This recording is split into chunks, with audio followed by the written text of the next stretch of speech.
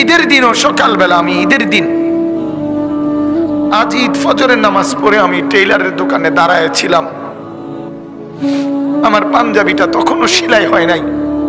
আমি ঈদের নামাজে যাব কিভাবে? আমি সেই অভাবের সংসারে বড় হয়েছি। তারপরও কোনোদিন বাপ অবৈধ রোজগারের পিছনে যায় না। এক মসজিদের ইমামতি করছে 43 বছর। আব্বা এক মসজিদে নামাজ পড়াইছে, এক মসজিদে 43 বছর এক মসজিদের ইমাম ছিল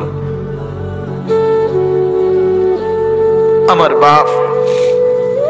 এটা বোঝা উচিত নিজের সন্তানকে গুনাহের রোজগারের উপরে নামাই দিয়ে কেমনে সুখ আসবে?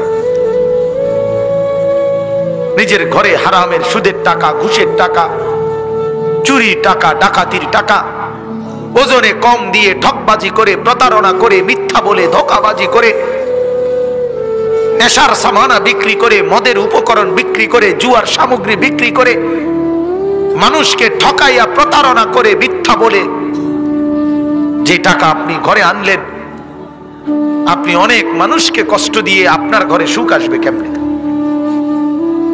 বলে? আল্লাহ আমাদেরকে বুঝার তৌফিক দান করুন।